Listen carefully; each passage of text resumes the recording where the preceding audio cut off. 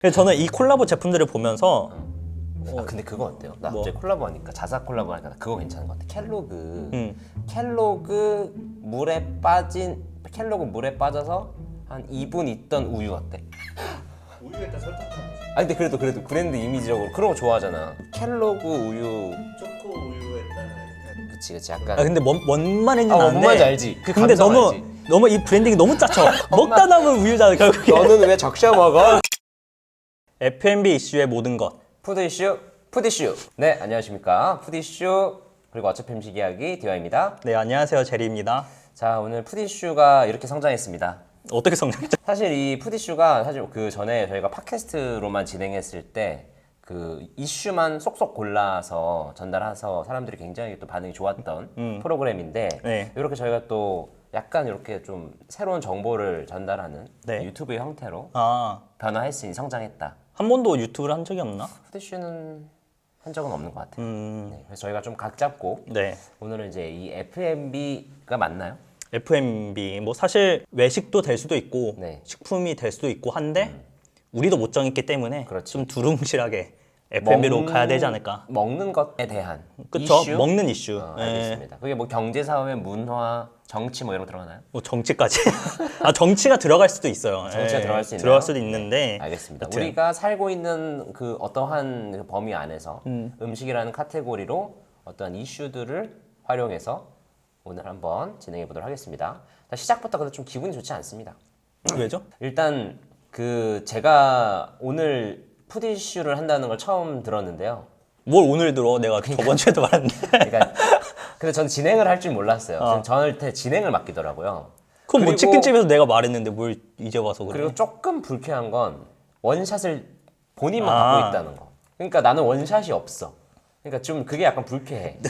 이렇게 셀까? 그래서 제가 술 한 잔을 또 갖고 왔습니다. 네, 술 한 잔. 저희 그 사실 보시면 알겠지만 다른 방송과 달리 상당히 앞에가 비어 있어요. 네, 이게 무슨 말이냐? 여러분들의 자리가 비어 있다는 겁니다. 혹시나 뭐 저가 커피라든지 뭐 싼 술 같은 것들, 네, 저희 비싼 건 못 받고요. 싼 거 혹시나 있으시면 언제든지 연락 주셔서 여기 앞에다 세워놓을 수 있습니다. 생각보다 저가니까요. 네, 저가형 광고. 네, 감사합니다. 그럼 잘라야겠다.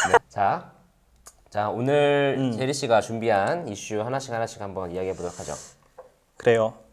네, 그래서 오늘 이제 상투적인 거 갈게요. 제가 네. 준비한 대본은 상투적으로 준비했거든요. 네. 그래서 오늘 2024년 한 해 동안의 F&B와 관련된 이야기를 해보려고 하는데 오늘 촬영일이 언제죠? 며칠이죠? 오늘 10월 31일 목요일 10월의 말일이네요. 그렇죠. 그렇기 때문에 이제 11월 내용과 12월에 해당하는 내용이 없다는 점 미리 양해 부탁드리고 시작하는데 진짜 트렌디하지 않은데. 에, 오늘 어제 것까지 해야지. 어제 거까지 해도 제가 10개월 봤잖아요. 네. 뭐 그렇게 생각보다 많이 하면서도 안 변해요. 예, 그래서 근데 어쨌든 이런 내용들은 오늘 다루지 못한 11월, 12월의 내용은 이 다음 달에도 이제 할 여력이 있다고 하면은 다음 달부터도 다시 계속 꾸준히 업데이트하는 걸로 이제 진행해 보는 걸로 하겠습니다. 알겠습니다. 그래서 오늘 내용을 저는 이 두 가지 키워드를 한번 준비를 해봤는데요. 하나는 제도와 트렌드, 그리고 다른 하나는 신상품이에요. 제도하고 트렌드요? 네, 그냥 뭐 묶어봤어요. 예. 알겠습니다. 제도와 트렌드 그리고 네. 신상품 이 두 가지 키워드. 그렇죠. 그래가지고 그럼 먼저 제도와 트렌드에 대해서 좀 이야기해 보려고 하는데 뭐 다시 말해 2024년에는 어떤 게 바뀌었고 또 어떨 것이라고 예상을 했는지에 대해서 이야기를 해보려고 합니다. 제도라고 하면은 정책이 안 한다면 또 정책이 바로 하는 겁니까? 할 수도 있다고 했잖아요. 알겠습니다. 제도라고 하는 게 우리가 알고 있는 그 법과 규칙 뭐 이런 그렇죠. 거랑 그런 관련된 건가요? 것들인 거죠. 알겠습니다. 뭐 그래서 그 전에 뭐 알고 있는 거 있어요? 내가 좀 사실 제리 씨가 좀 뻔한 편이에요. 그러면은 또 본인 관련된 술 관련된 거 가져왔을 거고 제가 2024년도에 술 관련된 거면 네. 그 막걸리 쪽에서 네. 약간 그 향미 뭐 어쩌고저쩌고 하면서 그게 규제가 풀린 거 그런 이야기 하실 것 같다는 생각이 일단 들고 네. 그 다음에 더 이상 뭐 생각은 나지 않습니다. 그래요. 그러면 DY의 전망 맞았는지 겸사겸사 같이 체크하면서 오케이. 일단 바뀐 거부터 말씀드려 볼게요. 네. 첫 번째는 E9 비자 외국인 고용 허용입니다. E9 비자 네. 외국인 고용 허용. 기억이 좀 나시나요? 이거는 제가 그냥 생각하기엔 외국인들의 고용이 좀 허용이 됐다. 네. 뭐 이런 이슈였던 것 같아요. 네, 그래서 E9 비자는 비전문직 비자라고 해서 이 비자를 가진 외국인은 우리나라에서 비전문직에 해당하는 업종에서 일을 할 수 있는데 이 업종에 올해부터 한식이 들어가게 됐습니다. 아, 원래도 그러면 외국인들이 들어와서 일은 할 수 있었는데 네. 비전문직은 안 됐었다. 네, 그쵸. 아, 그래가지고 비전문직만 가능했었다. 아 비전문직만 가능했었다. 네, 근데 그 비전문직이라고 하면은 네. 또 국가에서 정한 비전문직 업종이 따로 있어요. 아. 그래가지고 그 업종에 해당하는 곳에서만 일을 할 수 있었는데 네. 이제 그 업종에 한식업이라는 게 들어가게 되었다. 한식업. 네, 아 그럼 다른 건 안 되나요? 다른 거는 네. 원래는 안 됐었는데 네. 이제 올 8월부터 또 한식업뿐만 아니라 양식이나 일식을 파는 이 외국식 식당에서도 E9 비자가 있는 외국인을 고용할 수 있도록 제도가 확대되었습니다. 사실 제가 그 외식 관련돼서 또 항상 이 업계 관련된 걸 보면은 한식이라는 게 우리가 항상 생각하는 그 전통 한식을 생각하잖아요. 그렇죠? 근데 그게 아니라 고깃집도 한식. 뭐 예를 들면 우리가 흔히 가는 밥집도 한식이기 때문에. 네, 그리고 우리나라에서 이제 외식업으로는 한국이어서 당연히 한식이 많겠다라고 생각할 수는 있지만 실제로도 한식이 제일 많다. 그래서 제일 많은 그 한식이라는 카테고리. 근데 대신에 뭐 한식은 그렇다 치고 외식업도 그렇다 치는데 대신에 빵이나 커피, 햄버거, 피자, 치킨, 김밥을 판매하는 음식점에서는 E9 비자를 가진 외국인을 채용할 수가 없고 김밥은 왜 안 돼요? 상대적으로 이런 그 소비자 그러니까 김밥이나 뭐 빵, 베이커리 이런 데는 어떻게 보면은 그 생산자와 소비자가 완전 바로바로 만나는 그런 공간이잖아요. 네. 그래가지고 거기에 대해서 소비자들 그렇게 많은 호응을 그러니까 공감 내지는 좀 긍정적인 반응을 보이지 않을 것 같다고 해가지고 좀 제외를 한 걸로 알고 있어요. 그리고 채용이 가능한 다른 식당 업종에서도 주방 보조 외에는 다른 일을 시킬 수 없다고 해요. 홀 서비스 이런 거를 의미하죠.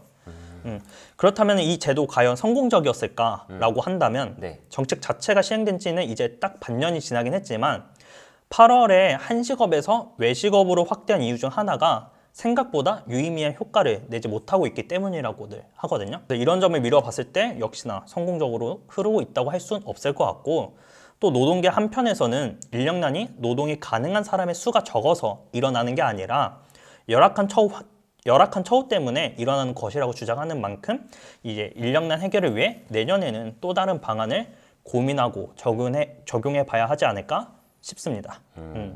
그 인력난 때문에 이제 우리나라 내수에 있는 이제 그런 그냥 인력으로는 네. 그러니까 우리나라 사람들로만은 이제 외식업의 인력을 충당하기가 좀 역부족이니 이제 외국인들을 들여오자라고 하는 걸 한식으로 제안해서 네, 허용을 했었는데 네. 올해 8월부터인가요? 네. 8월부터는 외식업도 이제 외식업 전체를 다 허용한 건가요? 그쵸. 그렇게 했죠. 근데 결국에는 그렇게 좀 큰 효과를 못 보고 있는 것 같다. 효과를 못 본다는 거는 왜 그렇게 생각하시는 거죠?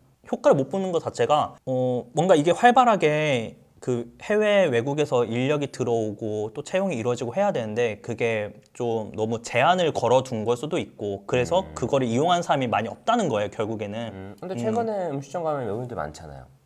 잘 이용하고 계신 거 아닌가요? 사실 아직 데이터로 나온 건 없어가지고 어떻게 말씀드리기는 좀 그렇지만 이게 확대를 한 이유를 결국에는 그게 좀 효과가 미미하니까 좀 더 많은 사람이 이용할 수 있게끔 확대를 했다 이야기가 있다라고만 받아들이시면 될 것 같아요. 알겠습니다. 혹시 더 들어가도 되나요? 네, 전 좀 궁금한 게 이게 만약 올해부터 새로 생긴 제도라면 그 전에 있던 외국인들은 뭐예요? 다른 비자인 거죠. 그러니까 저도 그게 궁금해서 좀 네네. 찾아봤는데 네. 비자가 정말 다양하잖아요. 그리고 반대로 비자가 아니라 그 뭐 예를 들면 이런 거죠. 뭐 한국인과 결혼 생활을 하면서 우리나라에 완전히 들어온 사람일 수도 있는 거고 그런 예, 식으로. 그런 경우가 있고 이거는 일을 할 수 있는 비자 중 하나인 것 뿐이에요. 그러니까 우리가 예를 들면 미국의 J1 비자처럼 이제 그런 종류의 하나의 비자가 그쵸? 새로 생겼다라고 저희가 이해하면 되는군요. 네.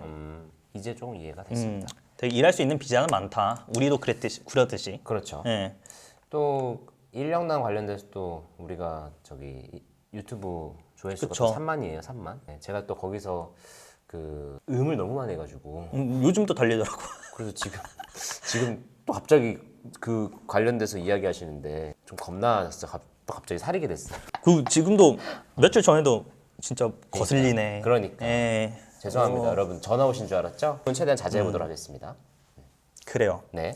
두 번째 키워드는 마약 금지. 마약 금지요? 네, 입니다. 마약은 그것도 F&B라고 먹는 거니까. 그런 의미도 맞고 좀 더 설명하자면은 네.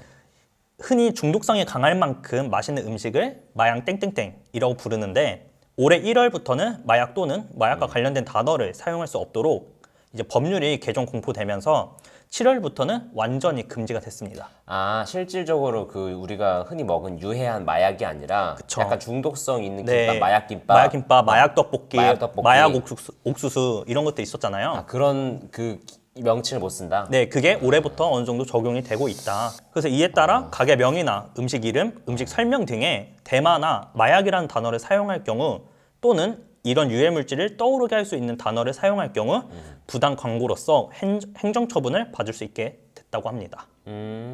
실질적으로 그러면 그 마약이라는 거 단어를 써서 조금 너무 마약이 너무 쉽게 보여서 그런 이렇게 결정을 한 거겠죠? 그렇죠. 아무래도 부정적인 영향을 이제 사회에 끼칠 수 있으니까 그런 결정한 건데 사실 그리고 이게 되게 외국 사람들이 봤을 때 엄청난 문제가 된대요. 그러니까 요번에 흑백 요리 살 때도 네. 흑수저와 백수저의 그 영문 표기를 하니까 그 완전한 인종차별 단어로 되어버렸잖아요. 그래요? 그러니까 오해를 일으킬 수 있는 단어로 된다 이런 것도 근데 있었고. 그거는 조금 뭐 내가 약간 또 타이밍 못 맞춰서 하는 발언일 수 있겠는데 로메 가면 로마법 따라야지 뭘 또 거기 또 우리말인데 그렇게 따지면 엄마 손 파이는 진짜 엄마 손을 만든 파이고 뭐 할머니 뼈 감자탕은 뭐 그쵸, 할머니 그럴 수 뼈를 만든 있는데 감자탕인가? 그럴 수 있는데 어쨌든 그런 영향을 끼칠 수도 있으니까. 아니, 그렇잖아요, 뭐. 요즘 K푸드 열풍이잖아요. 그런 거 그렇죠. 하나하나 이제 네. 조심할 수도 있는 거고. 저 이렇게 하는 거 맞나요? 네네. 근데 또 그러니까 그렇다 마약이란 말이 그렇게 생각보다 어쨌든 좋은 단어는 아니잖아요. 요즘 좋은 같은 단어는 시대에서. 아니긴 하죠. 근데 결국에는 아마 제가 기억하기로는 전국적으로 아직 200여 곳에 해당하는 점포가 마약이라는 단어로 상호명을 갖고 있다고 해요. 그래서 그런 것도 차츰 좀 해결해 나갈 뭐라고 해야 되냐? 해결해 나갈 거라고 합니다. 근데 그러면은 만약에 제가 자영업하는 사람이에요. 내가 마약김밥이라고 간판을 만들고 인테리어도 마약김밥으로 다 해놨어. 그럼 그거 보상을 해주나요? 도와준대요. 아, 도와주나? 네, 바꿀 수 있도록. 바꿀 수 있도록? 네. 근데 7월 이후에 하면은 배짜라 이거지. 분명히 말했는데 7월이 되고서도 자기 상호명 마약 마라탕 이러면 이건 뭐 그냥 뭐 그거지. 정부에 대한 반항이지. 근데 좀 뭔가 사실 저는 조금 약간은 이해는 안 되긴 합니다만 그래도 뭐 그게 뭐 그렇게 됐다니까 네, 넘어가도록 하겠습니다. 그래요. 그리고 또 세 번째는 소비 기한 사용. 아, 소비기한은 제가 한번 들어봤습니다. 유통기한과 소비기한의 차이 뭐죠? 그냥 가만히 듣다 보면 나올 이야기를 어. 섣불리 질문하지 말아주세요. 은근히 또 약간 아는 척을 약간 여기서 네. 한번 들어가 줘야 되거든요. 네. 안 그러면은 내가 준비한 그 맥락이 깨져버려요. 그러니까 그 일부러 그래서 그러는 거예요. 어느 너무 정도? 준비한다라면 안 돼요. 그래야 안 놓치고 다 말할 수가 있는데 어쨌든 네. 올해부터 유통기한이라는 말이 사라지고 소비기한이라는 단어를 새롭게 사용하고 있죠. 유통기한은 사실 유통할 수 있는 기한인 거예요. 유통이 뭡니까? 결국에는 판매, 소비자가 구매하고 뭐 판매자가 판매하는 그 과정도 유통인 거고 아니면은 그걸 최초로 뭐 1차 가공하는 데서 뭐 도매점이 파는 것도 어쨌든 유통이고 여러 가지 유통인데 그 먹는 사람이 집기 바로 그 직전까지. 가 이해하기로는 편하죠. 그러니까 그 예를 들어 내가 1,000원짜리 닭가슴살을 사 먹어. 그럼 내가 1,000원을 내서 사기 직전까지가 유통 기한. 그거는 완벽하게 소비자 입장에서의 유통 기한의 의미인 거고 근데 결국에는 이거에 영향을 받는 게 마찬가지로 소비자잖아요. 소비자가 최종 그 소비의 그 단계니까. 그쵸. 근데 그러다 보니까 이게 오해의 요지가 생긴 거예요. 말 그대로 이거는 내가 살 수 있는 기한을 의미하는 건데 이걸 지나면은 사람들이 많이 버리기 시작한 거죠. 유통기한 지났으니까 버리자 이렇게 되어 버렸고 그렇게 되다 보니까 필요 없는 음식물 쓰레기량이 많이 늘어났다. 그래서 이런 것을 좀 해결하고자 유통기한이라는 말을 써서 혼란을 주기보다는 그냥 소비기한이라는 말을 써가지고 이거를 지나면은 이건 진짜 먹지 마 이렇게 뭐랄까 좀 1차적으로 인지할 수 있도록 단어를 바꾼 거죠. 그래서 말 그대로 소비기한이라 하면은 식품을 안전하게 섭취할 수 있는 기한을 이제 소비기한이라고 하고요. 실제로 이 유통기한보다 기간이 약 20에서 50% 길어지기 때문에 음식물 폐기량이 줄어들 것을 기대하고 마련한 제도를 합니다. 그러면 유통기한은 없어진 거예요? 그대로 살아있고 없어졌어요. 유통기한은 없고 소비기한만 네. 존재하는데 그 기간이 더 늘어난 건가요? 계산을 하다 보니까 늘어나게 됐다. 늘어나게 됐다. 네. 그러면은 그 소비 기한에 맞춰서 판매할 수 있게 된 거죠? 소비 기한 그것까지는 모르겠네요. 유통기한이 사라졌다면서? 그럼 소비 기한 맞춰서 판매밖에 안 되잖아요. 그렇겠죠, 어떻게 보면은.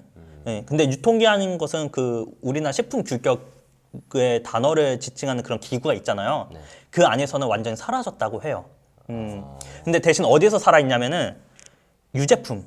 유제품은 생산 일자가 살아 있어요. 유통기한이 아직까지 사용이 가능해요. 근데 그런 친구들은 2030년까지 어느 정도 그 기간을 주면서 차츰차츰 해결해라. 너네 소비기한 힘든 거 알고 있으니까 그때까지는 너네는 봐줄게 하는 게 유제품류인 거고 나머지 제품들은 소비기한을 완벽하게 사용하라 이건데 이게 아직까지 계도 기간이 끝났음에도 불구하고 그렇게 막 지켜지고 있지는 않다고 해요. 어느 정도 좀 애로사항이 있는 것 같긴 한데 어쨌든 우리나라에서도 유통기한이라는 단어는 사라졌다. 완벽하게 그 궁금증이 풀린 건 같진 않은데 결국에는 그 폐기량을 줄이고 싶어서 하는 건데 사람들이 이 유통기한이 지나면은 버린다라고 하는 그 인식 때문에 소비기한을 만들었다. 그러면 결국에는 소비기한으로 만들어서 그 기간을 늘린 거잖아요. 그쵸? 그러니까 이거죠. 안 버려도 되는 시기에 버리는 그 상황을 없앤 거죠. 그러면 차라리 유통기한을 이제 늘렸으면 되는 거 아니에요, 처음부터? 그러면 또 어떻게 보면은 단어에서 오는 그 의미 전달에서 오는 그 좀 뭐랄까 혼란이 또 야기되지 않을까요? 그래서 그런 거다. 그러니까 유통기한이 사라진 게 맞아요? 제가 본 기사로는 사라진 걸로 나와 있어요. 그리고 이거는 우리나라뿐만이 아니라 사실 OECD 국가 대부분이 또 소비기한이라는 단어를 쓴다고 하더라고요. 그러니까 좀 그게 조금 말이 이상해서 바꾸면서 약간 좀 소비기한을 늘려서 이렇게 하는 거구나. 네. 전 사실 그 유통기한, 소비기한 관련해서 궁금했던 게 뭐냐면 라면, 뭐 통조림 막 이런 게 막 10년 막 이러잖아요. 그럼 10년 막 1년, 2년 이게 실제로 그게 의미가 있나 이런 생각이 드는 게 그럼 1년 뒤까지의 미생물을 막 검사하지 못하는데 네. 그런 변수는 1년, 1년, 10년 이거는 의미가 있는 건가? 이런 생각이 들더라고요, 한편으로. 뭐 근데 그거는 연구원들이 다 이제 잘 지표를 만들어서 네. 뭐 데이터화 시켜가지고 유추해낸 기간이 아닐까 싶은데. 그래서? 근데 우리 같은 사람들은 안 보고 냄새 맡고 저는 심지어 안 버려. 이 정도면 괜찮지 하고 먹잖아. 저는 먹죠.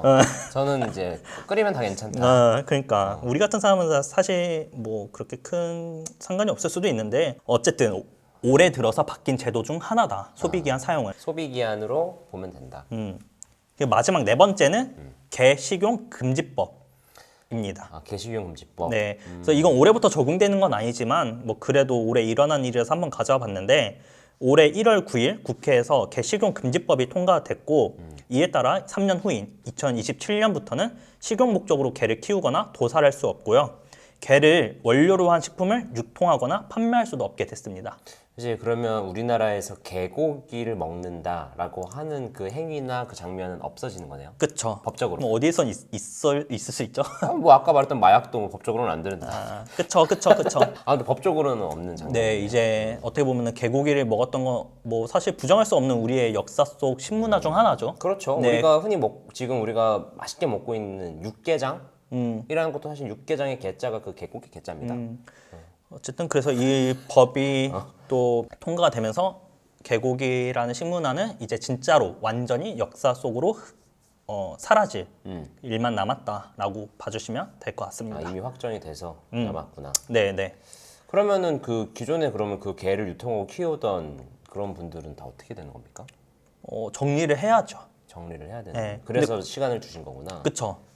잘 안 팔리기도 하겠죠 요즘. 근데 그렇지도 않은 것 같아요. 그러면 법으로 금지하면 안 되는 거 아니야? 먹는 걸 어떻게 자유를? 그래가지고 요즘에는 염소탕으로 네. 바꿔서 많이 아, 하시더라고. PD님 나오는 거 괜찮아요? 뭐 상관없어. 네, 알겠습니다. 되게 자유로운 또 분위기 좋습니다. 우리 유튜브니까. 네. 하여튼 그래서 뭐 사실 그 전통주 관련된 주세법을 제가 찾은 그 사이트에서 안 나와서 제가 생각조차 지금 못했어요. 잠시만 개고기 끝난 거예요? 네. 아, 왜 그렇게 급하게 마무리해요? 뭘 더 이야기해? 더 얘기할 게 있단 말이야. 말해봐요. 개고기가 사실 지금도 사람들이 개고기라고 하는 간판 본 적 있어요? 보신탕. 그렇지. 뭐요? 보신탕. 보신탕, 사철탕, 그리고 영양탕, 그리고 신발 그림 그려져 있어요. 멍멍이라 해서 신발 그림. 아 맞나? 몰라요. 신발 그림 왜 신발 그림 그려져 있지? 아, 뭐였지? 양말 그림에 신발 그림? 몰라요. 저는 아예 몰라요. 신발끈이 왜 그려져 있지? 아무튼 그런 그림 그려져 있어가지고 하는 거 그렇게 해서 좀 숨겨가지고 지금도 그렇게 판매하고 있잖아요. 야생동물들. 그렇지만 제 생각에 뭐 그렇게 좀 이렇게 어느 정도 법으로 금지됐으니까 안 되겠죠 이제는. 이제는 하면 안 되죠. 안 예. 돼. 여러분들 먹으면 안 됩니다. 개고기는. 그렇죠. 끝났어요. 끝내도 돼요? 개고기 먹어봤어요? 저는 아마 먹었을 것 같긴 해요. 왜냐면은 저희 할아버지가 개고기를 먹었을 것 같은 건 뭐예요? 먹으면 먹었지. 내가 어린 시절에 먹었을 거 아니야. 아. 그거는 근데 기억이 안 나는데 저희 시골이 개고기를 먹는 그 할아버지셔가지고 개고기 먹는 할아버지 따로 있나요? 우리 친할아버지요. 그래서 이제 아마 어린 시절에 먹지 않았. 근데 제가 기억이 나는 그 시절부터는 없긴 했었어요. 개고기를 접한 적은 없는데 제가 듣기로는 개고기를 좋아하셨다. 아니 어떻게 들릴지 모르겠는데 저희 집안은 개고기를 굉장히 좋아했습니다. 네, 어떻게 들릴지 모르겠지만 그래서 근 5년 안에는 먹어본 기억은 없지만 5년 전만 해도 진짜 매년 먹었던 것 같습니다. 네. 저도 20년, 25년 전에는 뭐 할아버지네 가면은 강아지가 막 5마리 있어. 근데 설날에 갔는데 추석이 없어져. 약간 집 나간 거야. 그럼 팔았대. 아니야. 그렇게 조그만 강아지 안 먹어. 키우고 판 거죠. 그래? 키우고 판 거죠. 우리 여튼 그랬던 시절이 있었다. 법으로 예. 금지되어 있으니까 이제는 개고기는 추억의 음식이라기보다는 추억의 문화로 자리 잡게 될 것 같습니다. 네. 다음 이야기 해주세요. 그래서 여기까지가 이제 2024년 되면서 바뀐 것들. 제도 네. 3분의 1 한 건가요 이제? 뭐 그쯤 됐다고 봐요. 예. 네. 근데 이제부터는 트렌드 FMB 2024 FMB 트렌드는 뭐라고 예상했었는지에 대해 이야기해 보려고 해요. 트렌드가 지금 제리 씨가 트렌드를 논해도 괜찮으신가요? 그래서 가져왔죠.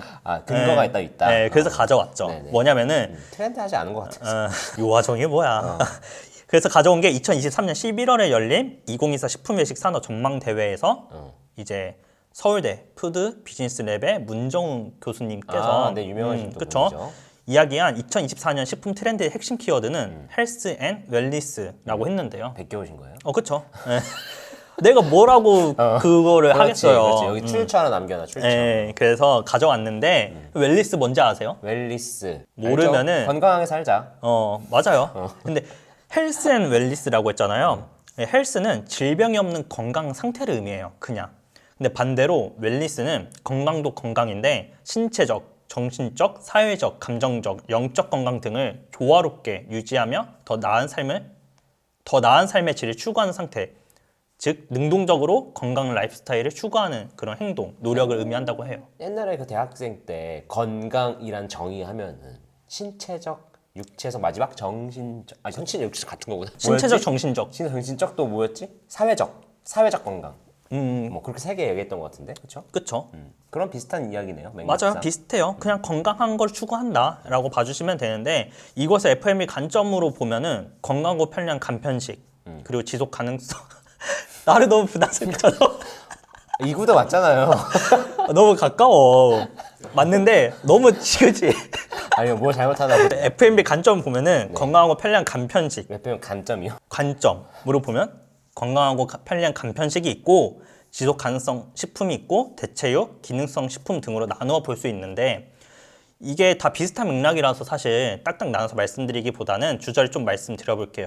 그래서 뭐냐면은 일단 코로나19를 겪으면서 우리는 건강에 대한 중요성을 정말 뼈저리게 느끼게 됐죠. 근데 2024 트렌드인데 또 코로나 나오면 조금 너무했다. 뭐 내가 코로나 있나? 좀 그만 말해요. 2022년, 21년 끝났는데. 근데 보면 알아요. 그래요? 네. 오케이. 보면 알아요. 기대하겠습니다. 저는 이제 이렇게 계속 툭툭 날리는 이유는 아시죠? 어, 보는 사람들로 하여금 보는 사람들이 이런 감정을 느끼고 있는 거야. 그쵸. 언제까지 그렇지, 코로나야. 언제까지 코로나야. 근데 신기하게 우리 행동이 언제까지 코로나야 진짜. 그래요? 보다 보면은. 그래서 요즘에는 많은 사람이 맛도 마시지만 웬만하면 건강하게 한 끼를 먹으려 노력을 하는 것 같아요. 그래서 실제로 한국인이 가장 많이 먹는 일상식 중 건강한 식사의 대명사라고 할 수 있는 샐러드가 밥, 국, 탕류, 찌개류, 라면 다음으로 5위를 차지했다고 해요. 5위. 5등. 5위가 차지했다는 줄 알았어. 5등. 샐러드가 5등을 차지했다. 5등을 차지했다라고 하는데 샐러드뿐만 아니라 건강을 위해 기능성 식품과 지속 가능한 식품 시장도 활발해질 것이라고 했어요. 그래서 기능성 식품에는 저당, 저염, 글루텐 프리, 고단백, 고비타민, 고미네랄, 저카페인 아니면 흔히 우리가 말하는 제로 식품 등이 있고요. 지속 가능한 식품에는 친환경 제조법, 대체육, 식물성 식품 등이 있다고 보면 좋을 것 같습니다. 근데 우리가 코로나 때 뼈저리게 느낀 게 건강뿐만이 아니었는데 또 뭐가 있을까요? 코로나면 비대면? 뭐 그럴 수 있죠. 비대면도 뭐 그럴 수 있겠지만 간편식이 정말 편하다는 것도 느꼈죠. 아, 그치. F&B 비대면이 간편식이겠다 그러면. 그렇게 되나요? 그래서 맞죠. 뭐 여튼 그래서 배달 이런 거 아니에요? 간편식. 그럴 수도 있는데 그래서 어쨌든 앞서 말한 이 기능성 식품, 지속 가능한 식품 시장이 활발해지긴 할 것 같은데 그 형태는 간편식이지 않을까라는 전망을 내비쳤습니다. 근데 이건 사실 조금 이게 지금 전망인 거예요? 2023년 11월에 말한 전망이었죠. 아, 그때 말한 네. 거. 오케이, 인정. 그래서 간편식 시장도 계속해서 실제로 성장하고 있기도 하고요. 그럼 이 트렌드 전망에 맞춰서 DY가 지금 그걸 의심하는 것 같은데 뭐 실제로 그랬는지 좀 한번 볼게요. 나는 개인적으로 간편식은 코로나 때문이 아니라 계속해서 사람들이 주방에서 계속 들어가서 요리 안 하고 네, 1인 가구가 많아지고 그래서 그런 거 아니에요? 그렇죠. 그러니까 외부적인 보이는 형태는 간편식인데 그 내부적인 트렌드가 이제 지속 가능성. 그러니까 건강하기 위해서 간편식을 먹는다는 약간 나는 오케이 알겠습니다. 약간 전 이해가 안 돼서 건강해서 샐러드 먹는다 오케이. 오케이. 근데 건강해서 간편식을 먹는다? 간편식이 되게 뭐 즉석식품 내지는 뭐 되게 여러 가지가 있잖아요. 사실 분류가 여러 개 있잖아요. 간편식이 그냥 예를 들면 HMR 말하는 거 아니에요? 뭐 HMR도 밀키트 있고. HMR? 그러니까 신선한 간편식이 있고 아니면은 말 그대로 RTD 이런 제품도 있는 거고 여러 가지를 포함하잖아요. 그래서 제가 이따 말하면 아시겠지만 제가 말하는 여기서 간편식의 형태는 그런 거 있잖아요. 그 두부면 같은 그런 식품도 다 그냥 이쪽으로 넣었거든요. 그래서 그렇게 그냥 넓게 이해해 주시면 될 것 같아요. 알겠습니다. 네. 그래서 뭐 피코크의 샤브샤브 이런 걸 말하는 생각하는 게 아니라 여러 가지. 그래서 이건 시장 현황이나 신제품을 보면은 제가 트렌드를 알 수 있을 것 같아가지고 네. 제가 2024년 신제품들을 모아서 나름의 키워드로 정리를 해봤거든요. 네. 그랬더니 보이는 게 네. 기능성 식품, 그리고 콜라보, 딸기, 그리고 마라였습니다. 네, 그래서 기능성 식품은 특정 영양소의 역할을 극대화하거나 최소화한다는 점에서 건기능, 건기식, 건강기능 식품과 비슷한 면이 있지만 다른 점으로는 건기식은 식사 외에 따로 챙겨 먹는다는 것에 반해 이 기능성 식품은 일상식으로 자연스럽게 맛있게 즐겁게 소비한다는 점이 좀 달랐거든요. 그래서 기능성 식품에는 아까 말씀드린 것처럼 일반적으로 고단백, 저지방, 이 고비타민, 고식이섬유 이런 것처럼 특정 성분에 대한 함유량을 강조하는 제품들도 있고 다른 이면에는 다이어트, 면역, 휴식, 수면, 활력처럼 이 기능을 강조하는 제품들도 있었습니다. 그래서 불안감과 스트레스를 받았던 팬데믹 시기 때문인지 몰라도 이 중에서도 스트레스 케어, 멘탈 케어를 하는 이 기능성 식품의 인기가 높다고 하는데 실제로 뭐 아시는 제품인지는 모르겠지만 이 HY에서 심이라는 제품이 있어요. 몰라요. 그게 이제 스트레스 케어, 수면 케어를 하는 제품인데 이 인기가 되게 높아가지고 올해 공장 증설을 했다고도 합니다. 그 건강식 관련돼서 제가 최근에 봤던 것 중에 조금 유의미하게 본 게 뭐냐면 그 우리가 흔히 말하면은 다이어트라고 하는 관점이 옛날이라고 하면 뭐 좀 애매한 기준이긴 하지만 뭐 불과 5년 전과 지금의 그 관능 쪽으로 많이 바뀌었다고 하더라고요.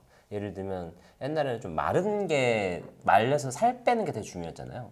다이어트라고 하면. 근데 지금은 살 빼는 것도 뭐 중요하겠지만 그것보다는 오히려 건강하게 근육을 키우고 그래서 PT나 이런 것들을 받는 게 엄청 많아졌다고 하고 그리고 음료수 단백질 음료 위주로 사람들이 먹는다고 하잖아요. 우리가 뭐 다이어트 하면 당연히 뭘 안 먹어야 되는 건데 요즘에 단백질을 계속 채우려고 한다. 뭐 그런 것들 보면은 확실히 요즘에 우리가 흔히 말하는 핫한 연예인들 생각해 보면 네. 좀 건강미가 좀 이렇게 강조되는 것 같긴 하다. 그런 생각도 들긴 합니다. 좋습니다. 네. 바로 다음 가볼게요. 네. 다음 끝이에요. 좋습니다. 이렇게 네 글자로 끝내면 좀 준비한 게 있는데 네네네. 해야 되잖아. 알겠습니다. 다음은 콜라보 이야기를 해볼게요. 콜라보. 이 사이다는 콜라보는 아니고. 죄송합니다. 왜? 뭔 뜻이요? 아 그래요. 아까 위스키 시간. 네. 네. 이 콜라보에는 두 가지 큰 특성이 있습니다. 네. 먼저 첫 번째 특성으로는 기업 간의 콜라보인데 보지 마요 미리. 여기도 못 보게 어딜 봐야 되는 거야 지금? 뭐냐면은 예로 들 수 있는 게 오뚜기가 제주에 있는 베이커리인 백한철 까베 손잡고 만든 카레빵 던킨 한 줄 까베기요? 백한철 까베기와 식빵이라는 이 베이커리 집. 한 줄 까베기? 백한철. 아, 사람 이름이 백한철이에요? 그런가 난 봐요. 백한 줄이라고 하는 줄 네. 알아서. 예. 백한철 까베기라는 브랜드와 오뚜기. 네, 네. 해서 만든 카레빵, 던킨과 혜태가 손잡고 만든 바밤바 음료, CJ와 바밤바. 바밤바. 네, 그리고 내가 CJ와 문제. 발음이 너무 안 좋지 않아? 바밤바라고 했어 방금. 바밤바 음료, 그리고 CJ와 컬리가 손잡고 만든 추러스, 혜태와 오비 맥주가 손잡고 만든 과자가 있는데 이런 콜라보의 형식은 타겟층을 확장하기 위함이라고 보면 좋아요. 그 예로 적절한 게 아마 혜태와 오비 맥주가 함께 만든 과자인데 맥주 맛 과자를 만든 건 아니고 네. 부드러운 맥주 크림을 연상시키는 사워크림에 시즈닝을 첨가하여 만든 구운 양파 사워크림 맛이라는 과자. 근데 그게 왜 오비랑 무슨 상관이에요? 혜태랑 오비랑. 이게 왜냐면은 이거를 좋은 질문이었어요. 아 그러니까 왜냐면 뭐 예를 들면 우리가 곰표 뭐 팝콘 이런 곰표 막 이렇게 막 들어가니까 그 제분에 뭐 그거 저 하얀 색깔로 통일한 것처럼. 네. 이게 뭐 그러니까 특정 재료 써서 콜라보했다는 게 아니라 왜 했냐면은 이거를 이제 어른용 과자 시장에 부르더라고요. 어른용 과자 시장. 어른용 그 스낵 시장, 어른용 안주 과자 시장 이런 식으로 부르더라고요. 그래서 이게 왜냐면은 그동안 과자 매출은 어린 세대에서 많이 일어났었는데 사실 지금은 저출산 문제로 어린 세대들의 인구가 줄어들다 보니까 이제 기업들이 어른들의 브랜드, 여기서는 이제 오비 맥주와 손을 잡고 혜태가 새로운 소비자 모색에 나선 거죠. 어른들의 브랜드로서. 그래가지고 그동안은 어른은 과자를 안 사 먹었다 뭐 그런 건 또 아니긴 하지만 여튼 이런 의미로서 타겟층을 확장하기 위해서 이런 콜라보도 하고 있다. 근데 사실 나는 좀 이해는 안 돼요. 왜냐면 난 과자와 라면만큼이나 우리나라에서 보수적인 브랜드는 없다고 생각해요. 아직까지도 우리나라 과자 바뀔 수도 있겠지만 아직까지 우리나라 1위부터 10위까지 브랜드 아마 다 30년 넘은 브랜드일 거예요. 과자, 새우깡, 맛동산, 홈런볼, 양파리 뭐 이런 거 100%다 들어가 있습니다. 그래서 그게 뭐 그러면 어른들은 뭐 먹어? 어른 다 그거 먹거든요. 아이들은 뭐 먹어? 다 그거 먹거든. 뭐 그럴 수 있죠. 그래서 어른 맛, 애인 맛은 특별히 없을 것 같다. 뭐 그럴 수 있죠. 근데 뭐 브랜드가 가져가는 이미지 자체를 조금 그렇지, 더 그럴 수 있지. 다양하게 가져가고자 하는 것도 있을 수도 있고. 몽쉘 맛있겠네, 몽쉘. 갑자기 왜? 아니 몽쉘 갑자기 생각났어. 여튼. 몽쉘 통통해서 몽쉘을. 여튼 두 번째 특성은 자사 제품 콜라보입니다. 그 예로 CJ는 맥스봉과 스팸을 콜라보해서 맥스봉 스팸 콕콕이라는 제품을, 빙그레는 단지 우유와 투게더 아이스크림을 콜라보해서 투게더 맛 우유를 출시했는데 이 부분은 안정적인 판매와 충성 팬들을 위한 하나의 팬 서비스 목적으로 진행되는 부분이지 않을까 싶습니다. 제가 혹시 너무 많이 그거 하나요? 태클 거나요? 아니요. 그 바나나 우유 맛 나도 투게더 맛 봤는데 네. 아니, 반대로 하지 왜 그걸 그렇게 했을까요? 투게더 그러니까 바나나 맛 우유 맛 투게더 했으면 맛있을 것 같아. 근데 투게더 맛 바나나 우유 하니까 뭔가 너무 느끼할 것 같지 않아? 내 생각만 그런가? 그렇습니다. 그럴 수 있죠. 근데 이게 반대로 했으면 더 잘 됐을 것 같아. 바나나 맛 우유 아이스크림 너무 잘 됐을 것 같아. 이게 그거 아닐까? 단지 모양으로 해서 딱 너무 이쁘잖아 패키지부터. 이 마인드 자체가 이 사업하는 사람의 마인드와 요리사의 마인드 그런 차이 아닐까요? 그런 건가요? 당신이 요리사 공장 아니에요? 설계를 저 뭘 요리사 알겠어. 아닌데. 그러니까 그런 느낌의 서로 위치가 그러면 그건 다르기 마인드 때문에. 차이가 아니라 그건 그냥 상황의 차이인 거지. 마인드는 그렇지 않지. 마인드는 난 소비자인데 그러니까 소비자의 말을 들어야지. 소비자 중심 뭐 경영. 그럴 수 있죠. 그러니까 어쨌든 그들도 그들만의 이유가 있지 않았을까. 있겠지. 딴지 걸지 말라. 아시면 댓글 한번 남겨주세요. 아니면 다음 넥스트 차기작으로 또 두둥. 소비자가 이걸 원한단 말이야 하면서 그렇지. 이걸 듣고 성지순 내보세요. 여튼 아 그럼 100% 잘 돼. 그거 내가 좋아하거든. 제가 좋아하는 거 다 잘 돼. 그래요. 근데 만약에 예를 들어서 그런 거 있잖아요. 요구르트를 예전에는 얼려서 먹었잖아요. 근데 만약에 단지 우유도 우리가 얼려서 먹는 그런 문화가 있었으면은 충분히 냈을 것 같은데 그런 소요가 없다고 느낀 것일 수도 있지 않을까? 그런 생각도 드네요. 네. 그래서 저는 이 콜라보 제품들을 보면서 아 근데 그거 어때요? 나 뭐? 갑자기 콜라보 하니까 자사 콜라보 하니까 그거 괜찮은 것 같아. 켈로그 물에 빠져서 한 2분 있던 우유 어때? 우유에다 설탕 탄 거지. 아 근데 그래도 브랜드 이미지적으로 그런 거 좋아하잖아. 켈로그 우유. 초코 우유에다가 그냥 초코 볼에다가 우유 탄 거. 그치 약간. 근데 뭔 말인지 뭔 아는데 말인지 알지? 그 근데 감성 너무 알지? 너무 이 브랜딩이 너무 짜쳐. 먹다 남은 우유잖아 결국에. 너는 왜 적셔 먹어? 너무 그 스토리텔링이 너무 별론데. 그런가? 어. 이 니즈가 있어. 분명히 있다고 이런 게. 그래? 그러면 그거는 내가 그러면 궁금한 게 당신 생각하기에 상품 계획 쪽 가야 되나? 켈로그와 우유 사는 것보다 비싸요, 싸요? 그거는 그 켈로그에 쓰는 그냥 설탕을 쓰는 거지. 근데 이제 브랜드 네임 자체가 아 그냥 미숫가루 약간- 곡물차 하면서. 근데 약간의 곡물 약간 향도 약간 넣어서 고소한데 약간 그 달달한 느낌을 시리얼 빠졌던 우유 막 이런 식으로. 그러니까 옥수수. 어. 아무튼 넘어가겠습니다. 그 운용력이 너무 별론데? 아니, 뭐 브랜드는 뭐 알아서 하시고. 아무튼 뭐 아이디어입니다, 그렇고. 아이디어. 근데 이거를 저는 어쨌든 콜라보 제품을 보면서 어떤 게 떠올랐냐면은 뉴트로가 떠올랐어요. 뉴트로. 뉴트로가 막 그래도 한 1, 2년 전에 되게 유행이었잖아요.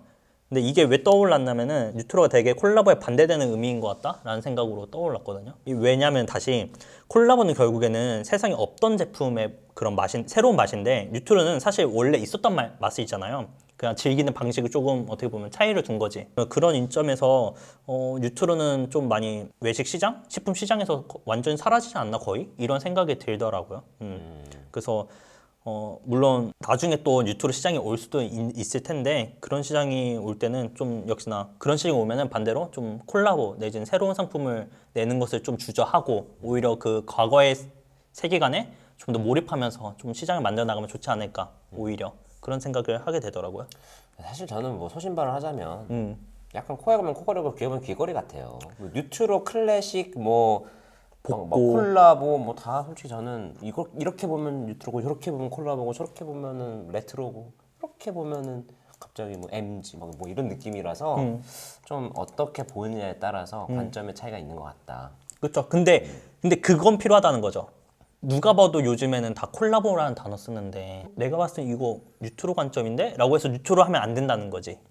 근데 사실 그 두 개 차이를 잘 모르겠어요. 콜라보랑 뉴트로요?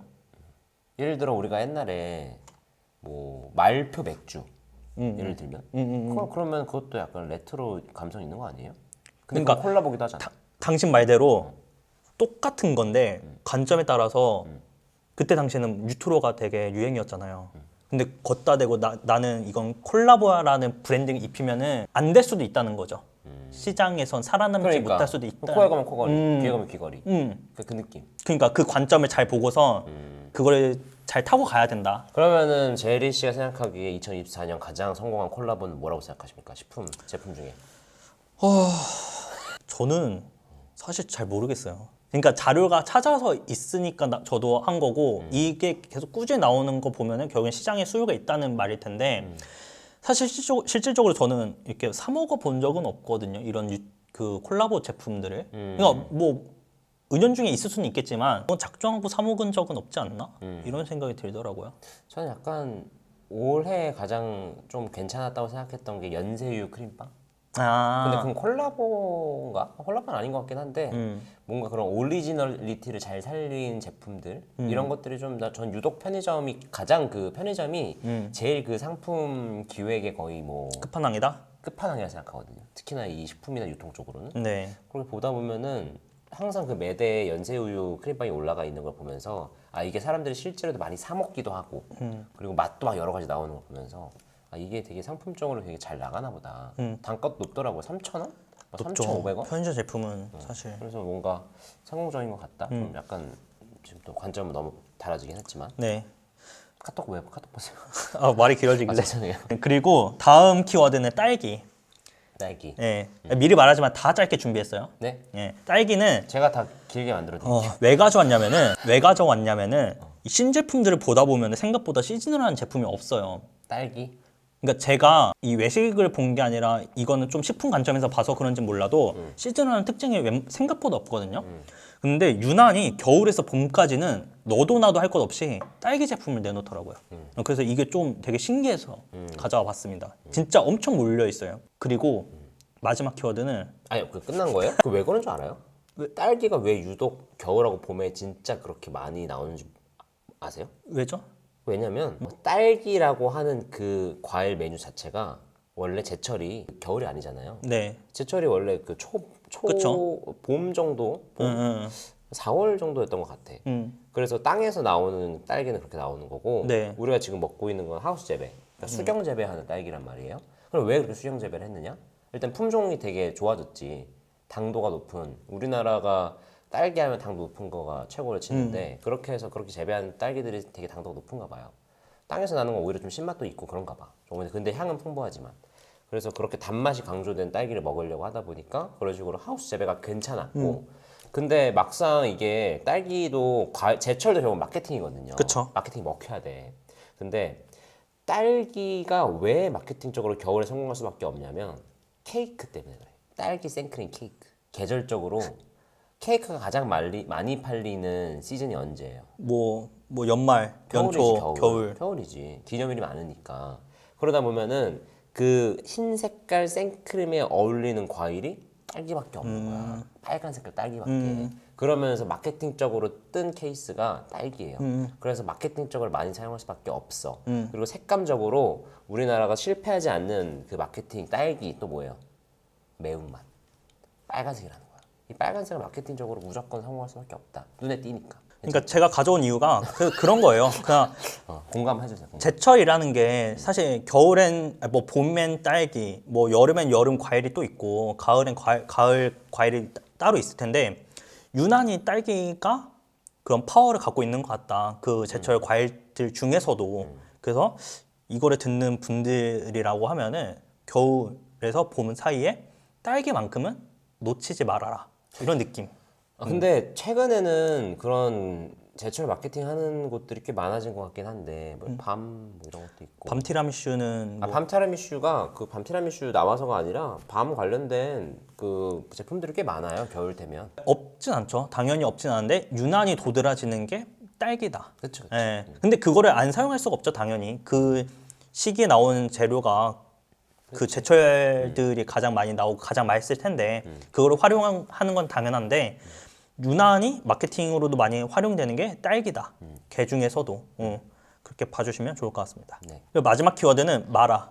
마라. 예. 저는 사실 아까 그런 느낌이에요. 코로나 언제적인데 저는 이걸 찾기 전에 설마 하면서 마라 언제적인데 이런 느낌이었거든요. 근데 여전해요. 여전히 마라 제품이 너무 많이 나와요. 근데 많이 팔리는지는 모르겠어요. 근데 많이 나와요. 마라는 그냥 뭐 이제 유행이라기보다는 하나의 카테고리가 된 거죠.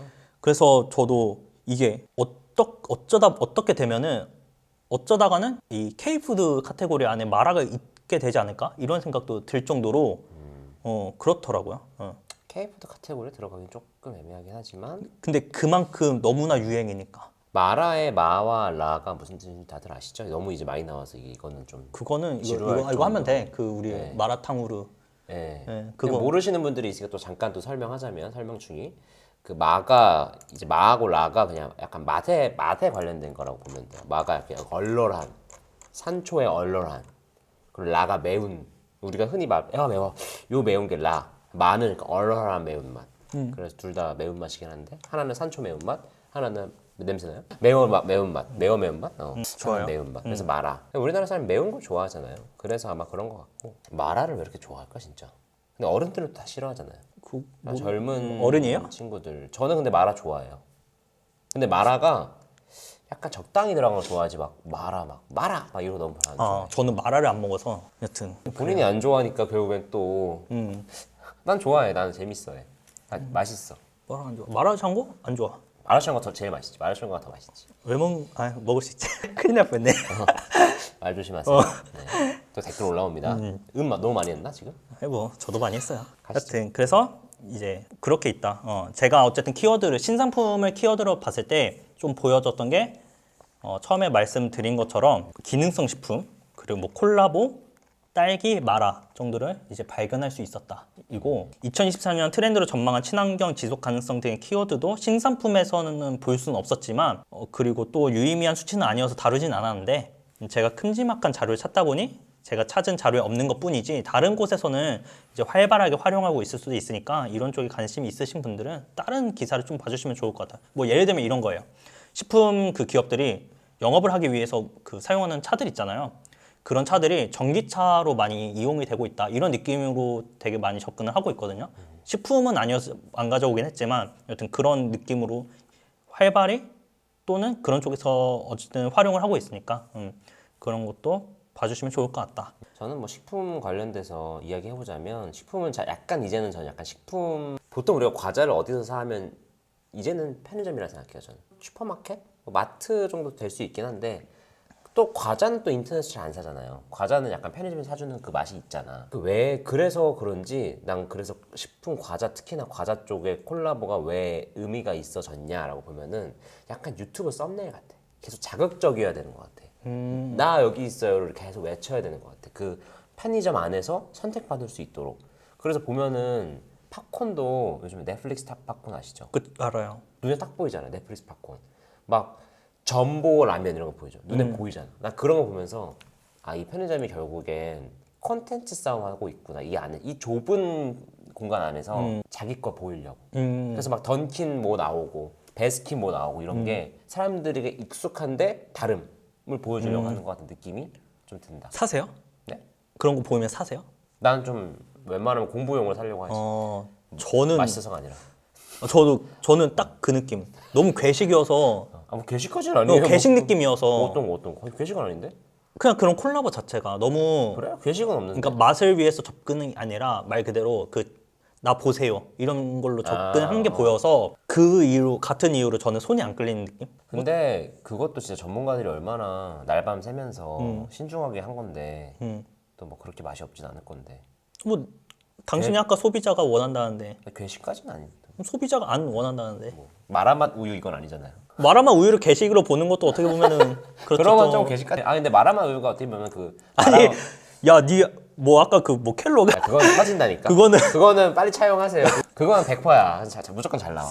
여튼 여기까지가 이제 어느 정도 맥락상 준비한 거고 네. 지금부터는 좀 짧은 걸로 더 짤. 내가 봤을 때 내가 단타로 더 이제- 비중이 많은 것 같은데. 단타로 이제 한번 더 들어갈게요. 오케이. 첫 번째는 풀무원 좀 힙한데 풀무원. 좀 힙한데 이걸로 준비를 해봤는데 아 지금 주제예요? 죄송한데 주제를 말할 때는 오늘의 주제는 풀무원 좀 힙한데 막 이런 식으로 좀 해주던지 뭐 그렇게 자연스럽게 말하면서 갑자기 그걸 주제를 말하면 주제 그러니까 너무 짧으니까 그냥 툭툭 던지는 거죠. 오케이 네. 알겠습니다. 그래서 최근 흑백요리사에 풀무원에 물이 나오고 두부가 나오는 모습을 봐서 이제 제 스스로가 이 풀무원에 대한 브랜드 인지도 높아진 걸 수도 있는데 이 자료를 찾다 보니까 풀무원 이야기가 진짜 많이 나오더라고요. 아 좀 약간 뜨끈뜨끈한 이야기 뭐 사실이 아닐 수도 있겠지만 제가 뭐 알기로는 그 두 분은 풀무원 협찬이 아니랍니다. 오 그래요? 네, 물만인 풀무원 협찬이 아닙니다. 그렇군요. 어쨌든 그래서 뭐 엄밀히 따지면 풀무원 샘물이죠. 샘물이 이제 스폰서로 참여도 하고 이제 롤 게임 대회 후원사로도 참여하고 이 풀무원이 운영하는 김치 박물관 프로그램도 늘어나고 신제품 소개할 땐 뭐 볼륨이 크지 않다고는 했지만 대체 식품이나 식물성 식품, 지속 가능 식품 하면은 죄다 풀무원이고 사실 지구식단 이런 거 있죠 브랜드. 그래서 여튼 풀무원이 진짜 많이 활동을 하고 있더라고요. 풀무원 얘기를 하신다. 오케이. 그래서 이 끝났어요. 아, 그래서 그래? 끝난 거야? 바른 먹거리 풀무원이라는 이 슬로건 때문인지 몰라도 뭔가 이 친환경과 지속 가능성 시장에서 앞으로 좀 큰일 내지 않을까 싶은 기대가 돼서 좀 짧게 한번 가져와 봤습니다. 맞습니다. 제가 또 풀무원 관련된 또 강연도 한번 봤거든요. 네. 그 풀무원은 그 본인들이 주장하는 게 그냥 1등을 원하지는 않는다. 뭐죠? 지속 가능성 1등을 원한다. 누가 뭐 1등 뭐 하루 이틀 하고 내려올 사람이 어디 있어? 그러니까 그냥 1등이 안 좋다는 게 아니라 그냥 1등은 의미 없다. 우리는 지속 가능성으로 1등 하고 싶다. 그럼 뭐 올림픽 2연패 못한 애들은 본인이 막뭐 자랑을 갖고 와놓고서 왜 내가 말하는데 올림픽 4년마다 그거 못하면은 저번 올림픽 금메달리스트가 다음 올림픽에서 못하면은 그거는 뭐 의미 없는 1등이에요? 네, 뭐 그건 그렇고 제가 또 최근에 지구식단 그 런천 미트도 먹어봤거든요. 네. 뭐 괜찮더라고요. 아, 저는 그래서 그게 콩으로만 만들었다고 하는데 맛도 생각보다 괜찮아서 드셔보셨어요? 안 드셔보셨어요? 네, 뭐 괜찮더라고요. 그래서 어쨌든 계속 그 환경 이야기나 지속 가능성에 대해서는 앞으로도 계속 언급이 될 것 같거든요. 식품 시장에서만큼은. 근데 그런 쪽에서 역시나 풀무원이 좀 힘을 내지 않을까. 풀무원이 또 우리나라 저기 팩두부, 포장두부의 시초래요. 그렇습니다. 네. 풀무원 얘기 왜 나왔어요, 근데? 트렌드 얘기하다가 되게 많이 이번 그 2024년 자료 조사를 하면서 풀무원이 많이 나왔구나. 언급된 기업이 풀무원이 많아가지고 근데 풀무원 힙한데라고 했을 때 갖고 와야 되는 건 그게 아니라 이번에 풀무원이 최초로 연예인을 광고를 내세웠는데 그게 누구냐? 이효리? 이효리다. 여기 힙한 거 아닙니까? 뭐 관점에 따라 다르겠죠. 그건 사실 이효리라는 인물 자체가 힙한 거지. 아 그러니까 그게 힙한 거지. 그쵸. 여튼 그렇고 풀무원도 한 번도 이제 연예인을 안 썼대. 근데 이효리도 광고를 쭉 안 하다가 처음으로 광고 요번에 요번에 처음으로 광고하겠습니다라고 해서 오픈해가지고 또 된 게 또 풀무원이고 하니까 의미가 좀 있지 않을까라는 생각. 실제로 그 이효리라는 연예인도 약간 그런 자연적인 그 이미지가 갖고 있으니까 잘 맞는 광고인 것 같다. 사실 제 입장에서 힙한 거는 그런 거였어요. 아까 말한 것처럼 롤드컵이랑 흑백요리사 같은. 흑백요리사가 사실 흥행을 했기 때문에 이런 생각이 더욱 드는 거겠지만 뭐 풀무원이랑 롤이 뭔 상관이 있길래. 근데 롤은 완전히 뭐 많은 사람이 좋아하긴 하지만 그래도 그 젊은 층의 세대가 더 좋아하는 거라고 생각을 한다고 하면은 풀무원이 정말 많은 다방면으로 노력을 하는구나, 알리려고 하는구나 이런 느낌도 들더라고요. 그래서 그런 힙하다라는 느낌을 가져왔고, 다음으로는 이제 안 하면 또 서운한 K푸드. K푸드. 네, 어떻게 보면은 이제 한식의 세계와 K푸드의 세계와 이런 건데 뭐 정말 내용을 뭐 안 가져왔어요. 그냥 뭐 다들 한국 음식 인기 뭐 어디서 인기 이런 내용이 많고, 보통은 뭐 어느 나라의 공장 건설 예정, 뭐 수출 체결 뭐 이런 거가 많기 때문에 깊게 들여다보진 않았고, 그래도 관련된 내용으로 보면은 해외 매출 증가로 인한 삼양식품 매출 1조 돌파. 예, 그리고 미국 만두 시장에서 비비고 시장이 점유율 1등. 이게 1등이 2등과의 차이가 엄청나다고 하더라고요. 만두. 네. 아니 애초에 그 냉동 만두가 다른 그 나라의 제품들이 많아요? 맞냐고요? 그건 모르겠어요. 근데 그냥 압도적인 1등이라고 하더라고요, 비비고가. 그리고 미국에서 뽑은 최고의 후라이드 치킨은 BBQ가 가져왔고. 근데 약간 뭐 나는 좀 그런 생각이야. 예를 들면 우리나라의 마라탕이 잘 팔려. 그러면 저기 마라탕 마라 원재료는 어디 회사 거야? 라고 했을 때 우리나라 회사 건 아닐 거 아니에요. 1등이. 압도적으로 1등은 저희 중국 회사 거겠지. 그 느낌 아니에요? 뭐 그럴 수도 있죠. 근데 BBQ도 욕을 되게 많이 먹잖아, 어쨌든 그 치킨 브랜드 자체가. 왜요? 가격 때문에 어쨌든. 아, 예, 근데 되게 그 세계화에 좀 많이 그 나서고 있다, BBQ 자체가. BBQ. 이런 느낌도 들고. 맛있지. 난 BBQ는 진짜 맛있다고 생각해. 그리고 전년 대비 해외 수출 30% 성장한 빼빼로 등이 있습니다. 빼빼로? 예, 빼빼로가 갑자기 왜요? 저도 의아해서 가져온 거예요. 매출이 엄청 많이 올랐다고 하더라고요. 그래서 저기 인도였나? 거기에 공장 건설 생산을 지금 만들고 있고, 그 미국에서 과자 구독 서비스를 하는 그런 회사랑 또 계약을 해가지고 빼빼로를 많이 지금 알리고 있다고 해요. 오히려 뭔가 지금 우리나라에서는 포키한테 좀 약간 밀리고 있지 않나라는 생각이 좀 드네요. 개인적으로는. 왜냐하면 저는 뭐 그걸 정확히 뭐 수치를 본 건 아니지만 네. 그냥 살면서 소비자 입장으로서 그냥 세상을 바라볼 때 네. 편의점에서 자꾸 포키가 많이 보인다는 생각. 그리고 그 극세사 포키가 되게 또 그 식감 매력적이에요. 그쵸. 그래서 근데 또 이런 기사를 보니까 빼빼로밖에 또 안 보여요. 아마 오늘부터는 또 빼빼로도 잘 일단 빼빼로 보여지게 되지 않을까. 좋은데 빼빼로가 그 아몬드 빼빼로 너무 몇 개 안 들어가 있어서 아쉬워. 비싸지. 너무 비싸고. 비싸죠. 또 플랫한 건 먹기 싫고. 그러니까 나는 빼빼로는 솔직히 아몬드 빼빼로가 강세라고 봐요. 제일 맛있다. 어쨌든 그래서 좀 해외 수출 좀 많이 하고 있다, 많이 성장을 했다, 이렇게 봐주시면 좋을 것 같고, 더 작은 이야기로 들어가면은 계속 작아지는 게 컨셉인 건가요? 미니멀인가요? 당연하죠. 근데 마지막이에요. 완전 이건 진짜 한 줄. 올해부터 사나이 올리는 신라면이 사라지고 인생 올리는 신라면으로 광고 카페가 변경됐고, 그리고 2년 동안 이어져온 쿠팡과 CJ 제일제당의 갈등이 막을 내려서 이제 CJ 제품도 쿠팡에서 볼 수 있게 됐다. 결말이 어떻게 됐어요? 화해했죠. 그러니까 어떻게 뭐 누가 뭘 어떻게 하기로 한 거 없어요? 제가 왜 싸웠어요 애초에? 단가 때문에 아마 싸운 걸로 알고 있어요. 그러니까 쿠팡은 원래 최저가로 내놓기 원하는 애들인 건 알고, 근데 CJ는 뭐 최저가로 내놓고 싶지 않다 뭐 이런 건가? 그 납품 단가였던 것 같은데. 납품 단가. 네, 결국에는 뭐 이득가 뭐 그런 걸 따지지 않았을까? 근데 뭐 CJ 측에서 제가 알기로는 쿠팡 측에서 조금 먼저 손을 다시 내밀어서 어느 정도 화해를 한 걸로 알고 있고. CJ를 어떻게 버릴 수 없지. 어떻게 버려? 그리고 또 올 한 해는 탕후루가 지고 요화정이 인기를 얻는 한 해였다. 그래서 참고로 그 요화정은 뭐 올해 인기를 얻긴 했는데 올해 생긴 브랜드는 아니고 2021년부터 이어져 온 가게라고 해요. 오래 인기를 얻었지만 오래된 가게다. 네, 뭐 오래된 건 아니지만 어쨌든 올해는 아니다. 네. 요화정이 뭐의 줄임말인지 아십니까? 요거트 아이스크림의 정석? 맞습니다. 요화정이 왜 인기냐라고 생각해 본 적 있어요? 왜 인기냐 찾아보니까 찾아보자. 생각 좀 해. 생각 좀. 어느 찾지 아이돌이 말고. 어느 아이돌이 그걸 먹고서 유행이 됐다고 하더라고요. 오늘 어떤 아이돌이요? 그건 잘 모르겠네요. 어떤 남성 아이돌이 이 그 영상을 하면서 이거 먹었는데 그때부터 아마 유행이 됐다고 하는 듯한 이야기가 있더라고요. 뭐 그게- 생각하시는 거죠? 뭐 생각한 건 아닌데요. 그냥 저는 이제 공통적으로 탕후루와 요화정의 공통점이 뭐지? 라는 생각을 해봤어요. 뭐죠? 달콤한 거? 너무 극단 거. 음. 거기도 요거트 아이스크림 정석도 사실 꿀, 그 초코 쉘, 뭐 예. 그리고 다양한 과일들, 네. 뭐 이런 느낌이잖아요. 탕후루도 결국 과일, 그리고 그 설탕물. 코팅. 예. 그러니까 이렇게 그냥 단 것도 아니고 완전히 단 거에 대한 수요가 지금 그게 왜 터지지? 라는 불황이라? 생각이 들더라고.